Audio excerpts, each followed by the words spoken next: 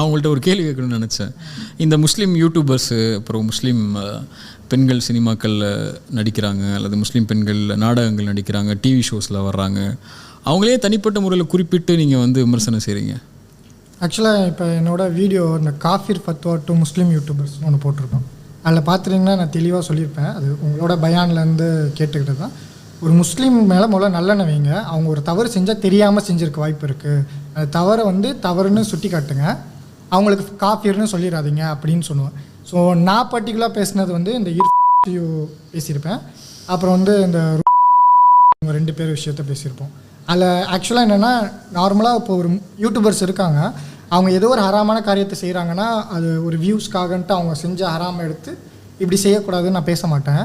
அவங்க இஸ்லாமே இப்படி தான் சொல்லுது, முஸ்லீம்னா இப்படி செய்யலாம், இப்படி வந்து இஸ்லாமியும் முஸ்லீமும் தவறாக ப்ரொஜெக்ட் பண்ணும்போது அதுக்கு பதில் சொல்ல வேண்டிய கடமைக்கு வரும்.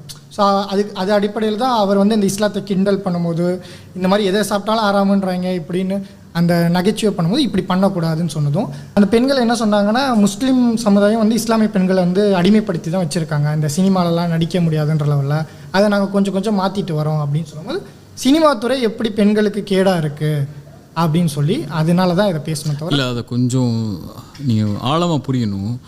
இது வந்து அந்த நீங்கள் சொன்ன தனிப்பட்ட நபருடைய கருத்து மட்டுமல்ல, சமூகத்தில் இருக்கக்கூடிய 60% வாலிபர்கள் இப்படி தான் இருக்காங்க. கரெக்ட். இல்லை மஷாலெல்லாம் பாதுகாத்தவங்களை தவிர 60% வாலிப பெண்கள் அதை நோக்கி தான் போகிறாங்க.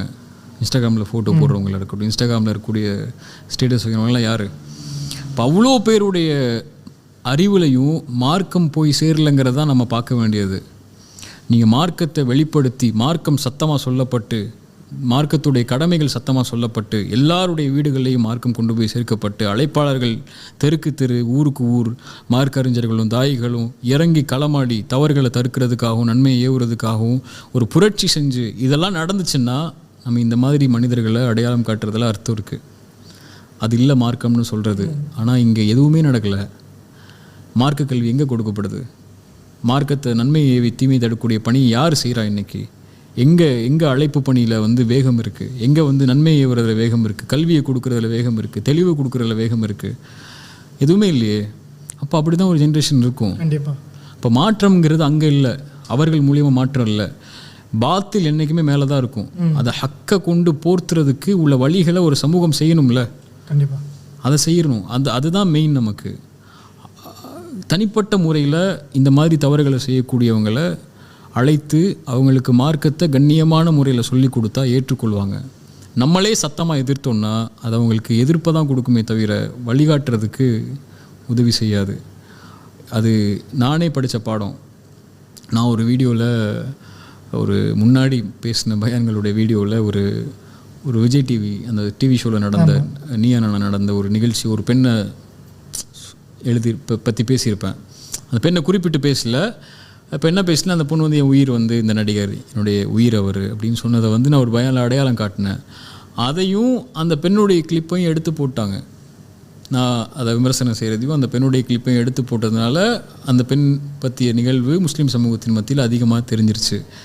அந்த பெண் பின்னாடி ஹிஜாப் போடக்கூடிய பெண்ணாக, திருந்தக்கூடிய பெண்ணாக மாறிட்டா. அந்த வீடியோ அழியுமா? அழியாது. அப்போ அதுக்கு அந்த அந்த அந்த வீடியோ மூலியமாக ஏற்பட்ட விபரீதமான பாவத்துக்கு நானும் பங்குதாரர் ஆயிடுவான்ல. அதுக்காக மன்னிப்பு கேட்க சொன்ன அந்த பெண்ணிட்ட, அந்த குடும்பத்தார் இடத்துலையும். பட் சொல்கிறேன், இந்த மாதிரி ஆயிரும். அதில் என்றைக்கு வேணாலும் அவங்க மாறுவாங்க.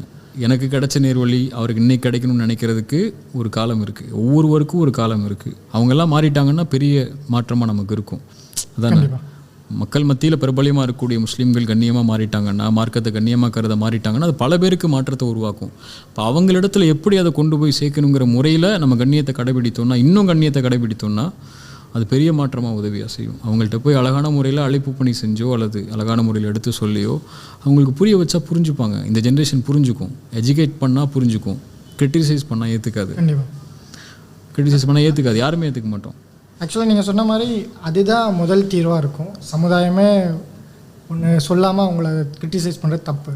ஆனால் நான் வந்து சொன்னது, அவங்க இஸ்லாமே இப்படி தான் சொல்லுதுன்னு சொல்கிறனால தான், அவங்க செஞ்ச தப்பை வந்து விமர்சிக்கலை, இஸ்லாம் இப்படி தான் தப்பாக தான் சொல்லுதுன்ற மாதிரி சொன்னனால அதை இஸ்லாம் என்ன சொல்லுதுன்னு சொல்ல வேண்டிய கட்டாயத்துக்கு தள்ளப்பட்டோம். அதை நீங்கள் சொன்னதுனால மறுபடியும் அவர் இது நீங்கள் யாருக்கு போய் அந்த செய்தியை சேர்க்கணும்னு நினச்சிங்களோ அவங்களுக்கு நீங்கள் பொதுவாக சொல்லும்போது அது போய் சேர்ந்துடும். ஒருத்தரை இணைச்சி சொல்லும்போது அவருக்கு தான் நமக்கு நேர்வழி அங்கே முக்கியம், அவர் தானே அங்கே குறிக்கோள். அதை நம்ம முன்னிலைப்படுத்தும் போது அவருக்கு வேறு வழியாக நம்ம அழைப்பு பணி செஞ்சால் அது முன்னேற்றத்தை கொண்டு போகும். அது ஒரு கருத்து தான். உங்களுடைய முழுமையான வீடியோ நான் பார்க்கல. அவங்கள்ட்ட சொல்கிறது ஓகே, அவங்களால தவறான எண்ணத்தை உண்டாக்கணுங்க, தவறான எண்ணத்தை உருவாக்குறவங்களுக்கு நம்ம அதை ஒரு கருத்தாக சொல்லலாம். இப்படி ஒரு கருத்து வெளிப்படுது, அழைப்பு அவங்க ஃபோட்டோவோ நேமோ மென்ஷன் பண்ணாமல் இது ஒரு கருத்து வெளிப்படுத்தி இந்த கருத்து தவறான கருத்து நம்ம கொண்டு போகலாம். அவர் ஃபோட்டோ போட்டால் தான் இது போய் சேரும்லாம் கிடையாது. அவருடைய ஒரு தனிப்பட்ட நபருடைய அழைப்பு பணி வேறு, சமூகத்துக்கு கொடுக்க வேண்டிய அழைப்பு பணி வேறு. ஆனால் இதுக்கு அடித்தளம் நம்ம தான். அது உண்மைதான். அழைப்பாளர்களும் அறிஞர்களும் சமூகத்தில் மார்க்கத்தை எடுத்து சொல்லாதான் இதனுடைய ஆணி வேறு. கண்டிப்பாக அந்த ஆணி வேறு சரி பண்ணாமல் இந்த மாதிரி வாலிபர்களை சரி பண்ணணும்னு நினைக்கிறது முட்டாள்தனம். கண்டிப்பாக அது ஒரு பயம் நீங்கள் இப்போ ஒரு சொன்ன அட்வைஸில் நடந்துருமா? நடக்காது. மார்க்க அழிவே தெளிவே இல்லாதவங்களுக்கு மார்க்கத்தை கொடுக்க வேண்டிய பொறுப்பில் இவங்க தவற விட்டதுனால தான் இவ்வளோ விபரீதம் இருக்குது. அதை ஹலாலாக கருதுறாங்கல்ல, ஹலாலாக சொல்கிறாங்கல்ல, வெளியே எங்களுக்கு சுதந்திரங்கிறதே இதான்னு சொல்கிறாங்கல்ல, அது நம்ம அறிவு கொடுக்காததுனால நல்லதானே? கண்டிப்பாக.